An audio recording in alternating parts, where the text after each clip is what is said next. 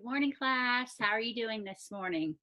I hope you're doing good. Looks like it's going to be a beautiful day. So maybe if you get your work done quickly for your parents or grandparents or whoever you're with, maybe you can go outside and play.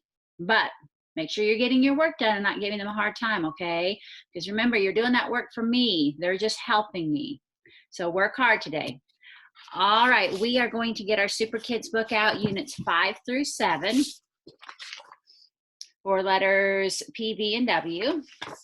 So I'm going to let you go ahead and do that. And we're turning to page 17. And I'm going to share my screen so I can show you what we're looking at this morning. All right. Today you're going to read a story. It's not as long as last week, thankfully. And it's about golly. So I think you're really going to like it. And then we're going to do a writing prompt that kind of goes along with it. But it is called, and again, I'm sorry, we're on page 17. Again, it is called The Pet Hospital. Now, if we were in class, the kids would not read this whole thing by themselves. We would take turns reading out loud, and I would help to read too. So please keep that in mind and don't have your kids read this whole thing, okay? Pick parts that you can read and parts that they can read. So, and they might need help with some of these words, and that's okay. I'm just going to read this first box up here. It says, the pet hospital has lots of animals. It has cats, dogs, a gull, like a seagull right there, and a rabbit. And there's Golly with his hurt paw. And he says, I miss the Super Kids. Remember, this is his speech bubble. That's him talking. Also, I see some punctuation that we don't always get to see. After cats and dogs and gull, there's that little thing that's called a comma. And that never goes at the end of the sentence. That goes in the middle of the sentence. And at the end, I see the periods. And our sentences all begin with an uppercase letter. So it looks like Golly is in the pet hospital and he's missing his friends. The Super Kids cannot visit Golly. And here's a sign that says Pet Hospital, Dr. Evans, vet. And they're all, you can look at their faces and you can feel how they're feeling. Remember our second step lessons, we talk about looking at people's facial expressions and their body expressions. So this is a good example right here. And they're saying, I miss Golly. And he says, let's send him a present. And there's an exclamation point. And then so on the next few pages, it talks about different things that they can send to the different animals that are in the pet hospital with Golly. You have to pay attention to that because there's a small activity afterwards with that. Okay, so then it goes through the whole thing. And then the story ends on page 21.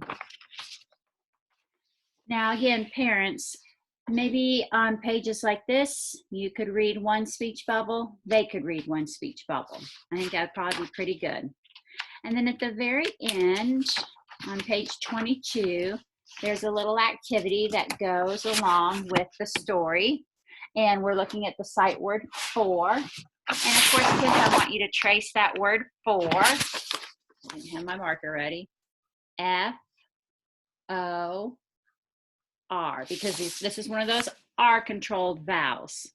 We have the sound the F makes, and then the R is going to control that O, and they're going to say or. So you have or, for the rabbit, for the gull, for Golly, for the cat.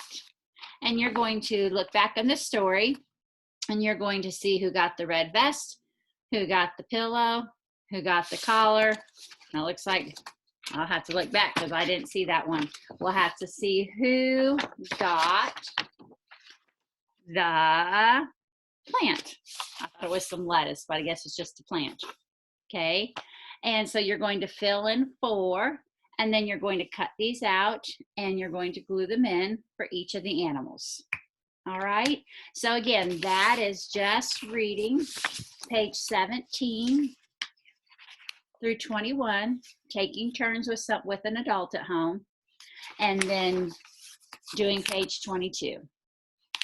And then there's something else. We're going to do a writing prompt today. And I thought to kind of go along with the story, our writing prompt could say, I wish I had a pet, whatever. You can put a pet you already have if you want, or you can think big and think a hippopotamus. Okay. And remember, it doesn't have to be spelled properly. You just try to sound it out the best that you can. And then you can draw a picture if your paper has a place for it. Again, I'm trying to save paper, so I just folded down my writing prompt from last week. When you're writing, make sure you use your ice cream lines. Your uppercase letters start at the strawberry. Some of your letters are those tall attic letters, so they start up high too. Like my letter P is a basement letter, so it goes below. All my letters sit on my chocolate line. Most of my lowercase letters start at the vanilla and go to the chocolate. 2 finger spaces in between, and then a period at the end. Uppercase letter at the beginning, period at the end. All right, guys, so I wish I had a pet. I cannot wait to hear what some of you write about. And if you have, again, if you have room, draw a picture, please. All right, kids, I need you to pay close attention. We're going to do some word family words here. I want you to sound these out. I'll help you with the first one. This is the N, like echo, N, or I'm sorry, echo, F. So we have P, N, pen. Now we have T, 10. Y, N, yen. If you have a yen for something, it just means you want it bad. Like I have a yen for ice cream. N, hen. N,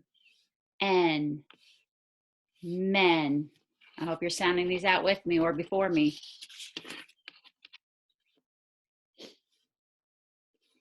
D, N, den. All right, there's all for the N family. Again, I hope you sounded those out. I have one more word family for you. What word family would that be? Have I, k, ick. The ick word family. I bet you can already think of some words that might be in here, some ick words. All right, the first one we have is s, ick, sick.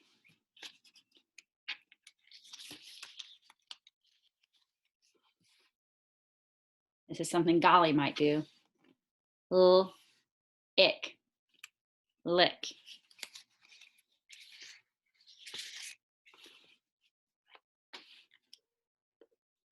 N, ick, nick.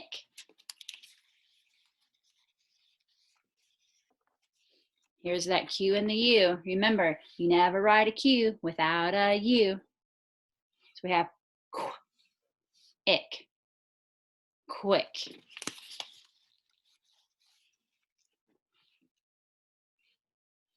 K, ick, kick. Good job. You guys are doing good. Ick,